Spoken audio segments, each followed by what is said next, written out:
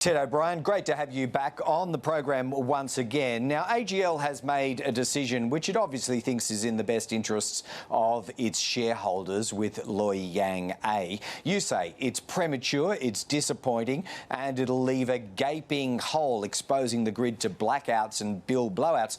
But if properly managed, that doesn't have to be the case, does it? Well, look, it's a commercial decision on the part of AGL. And it's for them to determine whether it's in the best interest of their shareholders. But I don't believe any premature closure of a 24/7 plant is in the best interest of Australia or the Australian people, unless there is a very clear plan to replace the energy that it generates. And that replacement has to be operational in time. I think with the announcement just coming out today, Greg, I mean, my first thoughts, to be honest, are with the 600-odd workers and their families. That's pretty tough for those in Latrobe Valley at the moment, hearing this news. And so, you know, my thoughts first to them. But secondarily, it is to what this means to the energy system. What it means to Victoria. I mean, there's also reports that Loy Yang B might close. You add that with your lawn, then, you know, by mid-2030s, you could have up to 60% of Victoria's energy generation coming out of the system. Well, you could, that requires Ted, a lot of planning. Yeah, no, you could have that if it weren't being replaced on this plan. Now, AGL says that it has a plan to put 12 gigawatts of power back online from multiple sources, but many of them renewable, including 5 gigawatts by 2030. So it can be transitioned, or at least they say it can. Do you believe them?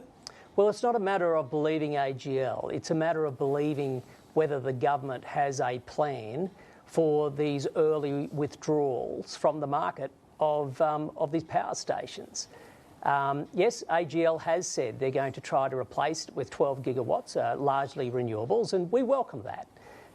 Whether or not it gets it done in time is another story. I note the 12 gigawatts they believe is required. That won't be delivered until after they close this plant, not before, not before. And so this again goes to the threat we have of a disorderly transition in the energy market. You know, this afternoon in Victoria, I was just looking at the data for the NEM, coal was generating as much as 80% of Victoria's energy today. Now, if indeed 60% of the 80% is suddenly to come out, then has Victoria got a plan for that? Sure. What is Chris Bowen's plan for that? Well, I guess he would say, Ted O'Brien, that Chris Bowen, speaking federally, would say they have this thing called the Rewiring the Nation plan, which is taxpayer-funded backing to transform the grid in many ways to cope with these sorts of withdrawals. You sound almost like you're encouraging that now. Greg, I'll make 2 points about Chris Bowen and Anthony Albanese's plan. Firstly, their own departments have done no economic modelling. The Labor Party itself cannot tell you the impact this is going to have on consumers and businesses, their transition to 2050. They have no plan. If they do, tell the Australian people about it. The second point I'd make is that today, as AGL made its announcement, we had the Energy Security Board and the Australian Energy Regulator release their own reports. And they made it very clear that prices are only going to continue to rise. And two of the reasons they credited for that was, one, an early withdrawal from the market of coal-fired power stations, and two, Labor's own transmission line plan. And so Labor's policy settings are contributing to soaring prices, despite the fact they promised Australian householders that prices would come down by $275. It's going up, not going down.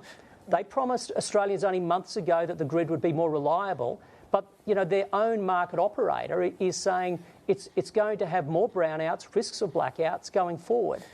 This is the experts talking, not me, and Labor has to answer with a plan. But what sort of ideas do you have then, Ted O'Brien, as insurance against what you're calling premature withdrawal that would destabilise the grid? What are you saying is needed to help get through this period of, roughly speaking, a dozen years? Well, more broadly, and then a specific measure. More broadly, it's not to have the policy measures the government has in place, which is only encouraging the early withdrawal of coal-fired power stations and is discouraging more gas into the market. That will only create a disorderly pathway to net zero, not an orderly one. And then specifically, the coalition put in place the capacity mechanism. Now, that was to be an insurance. It basically allowed, particularly for the likes of coal and gas, to be around to shore up renewables.